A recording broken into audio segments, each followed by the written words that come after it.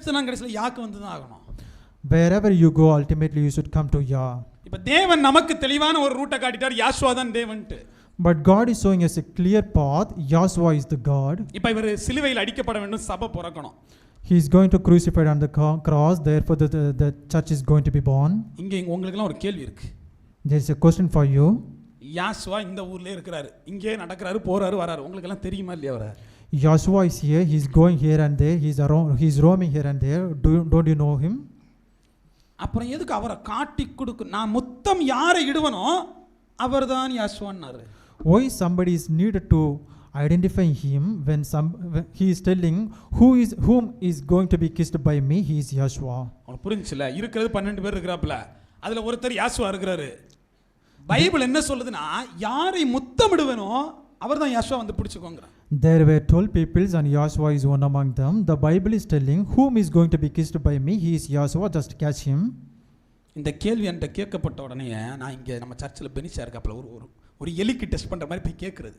முகம் இந்த மாதிரி இருக்குல்ல, யாசுவா இருக்கிறாரு, போயிட்டு எதுக்கு இப்படி கேட்டாங்க? முத்தம் கொடுத்தான் காட்டிடணும்னு. அது அண்ணே எல்லாரும் ஒரே மாதிரி இருப்பாங்கண்ணே, 12 பேரும் ஒரே மாதிரி இருப்பாங்க, மூஞ்சி வித்தியாசம் தெரியாது, இவன் முத்தம் போட்டானா காட்டி கொடுத்துக்கலாம் அப்படின்னு.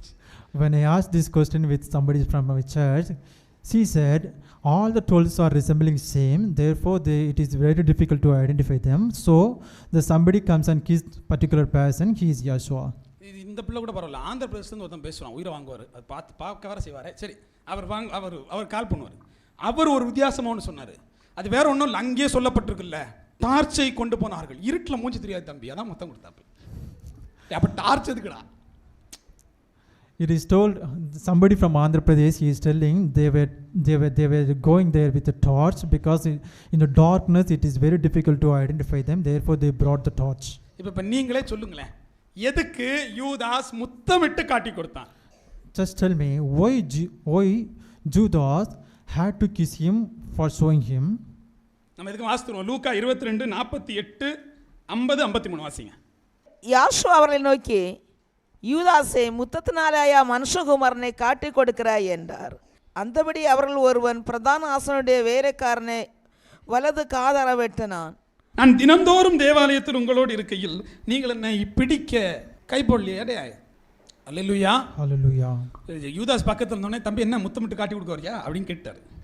ஐயோ மாட்டிக்கிட்டோமே அப்படிங்கிற மாதிரி தலைவர் முழிக்கிறார். சரி, அவன் ஆனால் விடல. மற்ற அதிகாரம் என்ன சொல்லு தெரியுமா? ரபி என்று சொல்லி அழைத்து கொண்டு ஓடி போய் முத்தமிட்டான். இந்த அதிகாரம் என்ன சொல்லுது? பக்கத்தில் வந்தோடனே, நீ இதுக்கு தானே வர, சரி வா வந்து முத்தமிட்டுக்கன்னு முடிஞ்சிச்சு. இப்போ அவர் ஒருவேளை ஒளிச்சோடி இருப்பாரோ?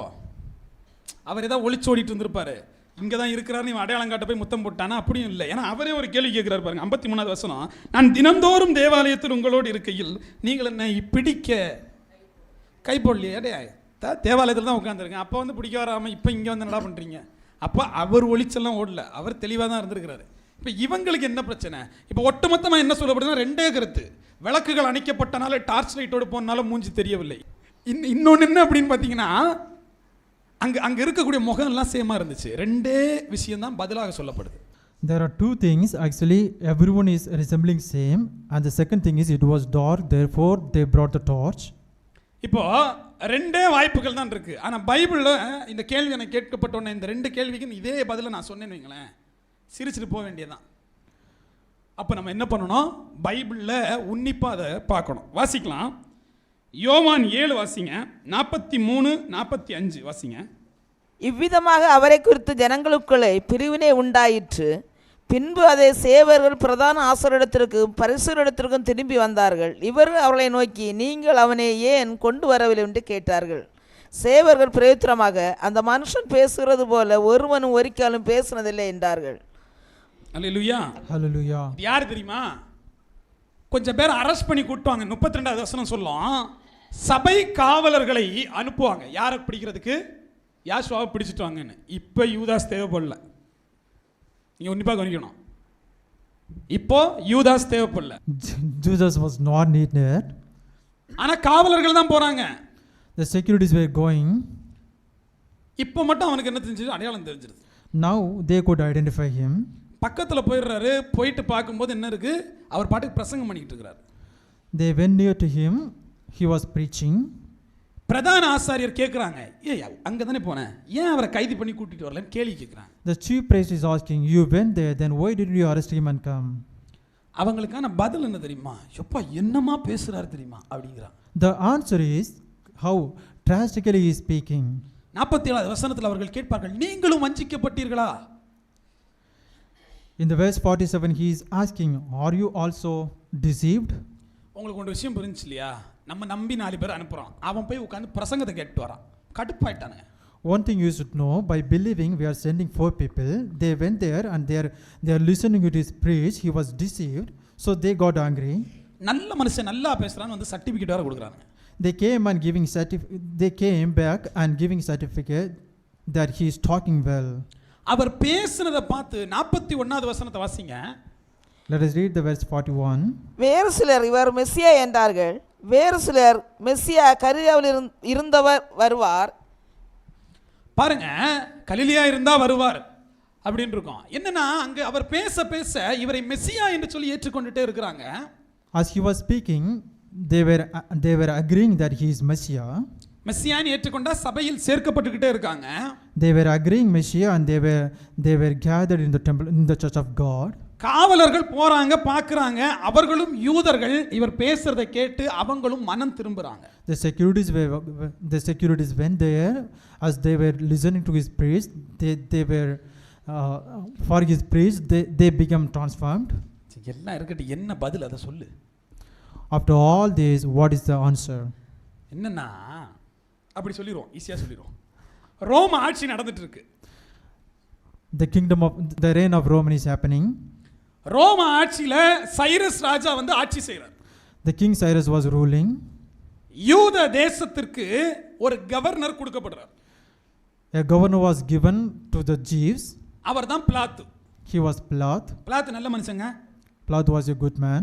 இப்ப பிலாத்து வந்து கவர்னர், இவருக்கு வேலை என்ன இல்ல, இந்த கோயில்ல என்ன நடக்குது இதெல்லாம் பார்க்கிறது அவர் வேலை இல்ல. Pilate was a governor and it was not his work what is happening in the temple. யூதர்களுக்கு என்று சொல்லி கவர்மெண்டே இல்ல. There was no government for Jews. இது புரியணும்னா ஆங்கிலேயருடைய ஆட்சி இங்க இருந்துச்சு. For your best understanding, the ruling of Britain people are here. அப்ப இந்திய அரசு இருந்திருக்குமா? இல்ல. So when the ruling of Britain is over here, there were no Indian government. அப்ப இங்க என்ன பார்க்கணும்னா ரோமர்கள் இருக்கிறார்கள், ரோம மொழி தான் பேசப்படுது. When Romans were there, the language of Roman was speaking. அங்கு இருக்கக்கூடிய யூதர்கள் ஆட்சி செய்யப்படுகிறார்கள். The Jews who were there was overruling. இவங்களுக்குன்னு படைகள் கிடையாது. There were no separate military for them. போர் வீரர்கள் கிடையாது. There were no soldiers for them. ஆனா இவங்களுக்கு என்ன இருக்குன்னா சபை காவலர்கள் இருக்கிறாங்க. But for them there were only one thing, the security of their church. இது வந்து நீங்க மத்தேயு 27:65 வாசிங்க புரியும். When you read the Gospel of Matthew 27:65, you will understand. அதற்கு பிலாத்து, உங்களுக்கு காவல் சேவகர் உண்டே, போய் உங்களால் கூடிய மட்டும் பத்திரப்படுத்தி கொள்ளுங்கள் என்றான். உங்களுக்கு காவல் சேவகர்கள் உண்டே. He told, the Pilate answered, take a guard, go make the tomb as secure as you know how. அவர் இவனுக்கு போயிட்டு அவர் உயிர் தெழுந்தாருன்னா ரொம்ப மோசமா போயிடும், அதனால நீங்க எல்லாரும் எனக்கு வந்து ஒரு பாதுகாப்பு கொடுங்கன்னு கேட்கும்போது, டேய் உனக்கு தான் காவல் சேவகர்கள் இருக்காங்கல்ல, அவங்கள வச்சு நீ பார்த்துக்க அப்படின்ட்டார். The Pilate replied, take a guard as you have your own securities. இப்போ காவல் சேவகர்கள் சபைக்குள்ளவர்கள் இவங்க என்ன பண்றாங்க, இவரை கைது பண்ண போகும்போது இவர் பிரசங்கத்தை பார்த்து மயங்கிடுறாங்க. Those particular securities, they were gone to arrest Joshua, but when they went there, as he was preaching, they got mesmerized and they came back. இப்போ இதுதான் சபைனா, சபையில யார் தான் பெரியனா, பிரதான ஆசாரியர் தான் பெரியவர். If it is a church, who is the highest one in the church? The chief priest is the highest one. அந்த டைம்ல அன்னாவும் காய்பாவும் இருக்காங்க. Anna and Kaiba, they were the chief priest. அப்ப ஒட்டுமொத்தமா அன்னா காய்பாக்கு என்ன இருக்குன்னா 10 காவலர்கள் தான் இருக்காங்க. Altogether for Anna and Kaiba, there were 10 securities. இவங்களை வச்சு போரெல்லாம் போட முடியாது. He couldn't do any battle, any war by them. அவரை பிடிச்சிட்டு வாங்க வேணா சொல்லலாம். He just commanded them, go and catch him. இவன் பிடிக்க போறாங்க, பிடிக்க முடியல. இப்போ என்ன நடக்குதுன்னா அன்னாவும் காய்பாவும் போய் ரோமர்களை நாடுகிறார்கள். So they went there, but they couldn't catch. Therefore, the chief priest Anna and Kaiba, they sought some support from the Romans. இதுவரை அவரை பிடிக்கும்போது வெறும் காவலர்கள் போனார்கள் என்று சொல்லி குறிப்பிடப்படும். சேவகர்கள் போனார்கள் இருக்கும், படை வீரர்கள் போனாங்கன்னு எங்கேயுமே குறிப்பிடப்படாது. It is denoted just the securities went there. It is not denoted that the soldiers were gone. இதுக்கு மேல ஒரு படை அனுப்பப்படுகிறது, ரோம படை அவரை கைது செய்ய அனுப்பப்படுகிறது. But after this, the group of soldiers of Romans was sent to arrest him. வாசிக்கலாம் யோவான் 18:3. யூதாஸ் போர் சேவகரின் கூட்டத்தையும் பிரதான ஆசாரியர் பரிசேயர் என்பவர்களால் அனுப்பப்பட்ட ஊழியக்காரரையும் கூட்டிக் கொண்டு பந்தயங்களோடும் தீவட்டிகளோடும் ஆயுதங்களோடும் அவ்விடத்திற்கு வந்தான். யார் யார் முதல்ல சொல்லுங்க? போர் சேவகரின் கூட்டத்தையும். போர் சேவகர்களின் கூட்டத்தையும். இந்த இடத்தை நீங்க கவனிக்கணும். அதுக்கு அடுத்தால் யாரு? பிரதான ஆசாரியர் பரிசேயர் என்பவர்களால் அனுப்பப்பட்ட ஊழியக்காரரே. பாருங்க, இங்க வந்து பிரதான ஆசாரியர் வரல. The chief priest was not gone. இங்க யார் தான் வந்தாங்க? அவங்க அனுப்புன காவலர்கள் தான் வந்தாங்க. The securities who was sent by them came. ஆனா இங்க வந்துச்சு ஒரு போர் சேவை. இது எங்க இருந்து வந்துச்சு? Where did the group of soldier came?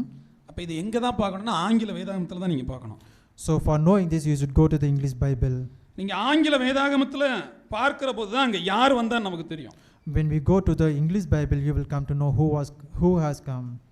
வாசிக்கலாம். கம்ப்ளீட் ஜூஸ் பைபிள் சொல்லுது. நான் மேக்ஸிமம் யூஸ் பண்றது என்னதான் யூதர்களுடைய மொழிபெயர்ப்பு. கம்ப்ளீட் ஜூஸ் பைபிள் என்ன சொல்லுதுன்னா, The complete Jewish Bible says like this. Judah went there taking with him a detachment of Roman soldiers and some temple guards. Some temple guards னா கொஞ்சம் ஆலய சேவகர்களையும் கூட்டிட்டு அதிகமான போர் சேவகர்களையும் கூட்டிட்டு போறாங்க. It is told a few securities of temple and a lot of soldiers of Romans. அது படை அப்படின்னா அங்கு குறிப்பிடப்பட்டிருக்கிற டிட்டாச்மெண்ட் எனக்கூடிய வார்த்தை சில மொழிபெயர்ப்பில் பெட்டாலியன்னு குறிப்பிடப்படுது, ஹோகர்ட்னு குறிப்பிடப்படுது. அப்படின்னா கிட்டத்தட்ட 300-600 போர் சேவர்கள் போறாங்க. It is denoted almost 300 and 600 soldiers are going there. உங்கள்கிட்ட இருக்கக்கூடிய 10 காவலர்களை கூட சும்மா அனுப்புறாங்க. 300 பேர் படைசூழ போறாங்க அவரை கைது பண்ண. Among these 300 and 600 people, these 10 temple securities are also going. இப்போ இந்த ரோம படைக்கு தான் யார் காட்டி கொடுக்கணும்? யூதாஸ் போய் நான் யாரை முத்தமிடுகிறேனோ அவர் தான்ப்பா. ஏன்னா ரோமர்களுக்கு என்ன தெரியாது, ரோம படைத்தளபதி அவன் எங்க இருந்திருப்பான்? எதிரியை கொல்ல வேண்டியவன் எல்லாம் 300-400 பேரை விட்டுக்கிட்டு ஒரு மனுஷனை பிடிக்கிறதுக்கு.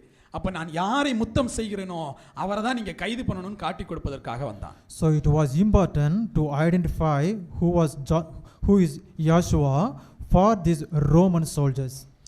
அப்ப ஒட்டுமொத்த ஒரு படை கிளம்பி வருது. யூதாஸ் அதை வழிநடத்தி கடந்து வரான். வந்துட்டு இந்த ரோம படைக்கு அவரை முத்தமிட்டு காட்டி கொடுக்கிறான். A huge group of soldiers are coming among with Judas. Therefore Judas came and kissed him and identify him who is Joshua for the Roman soldiers. இப்போ நீங்க நியூ லிவிங் டிரான்ஸ்லேஷனாக இருக்கட்டும், நியூ அமெரிக்கன் ஸ்டாண்டர்ட் பைபிளாக இருக்கட்டும், complete juice பைபிளாக இருக்கட்டும், எல்லாமே ரோம படை என்பதை தெளிவாக சொல்லுது. ஆனால் தமிழ் மொழிபெயர்ப்பு அதை தர மறந்துடுச்சு. But all these translations are clearly denoting that it is the soldiers of Roman, but only in Tamil Bible it is missed. இப்போ அண்ணாவும்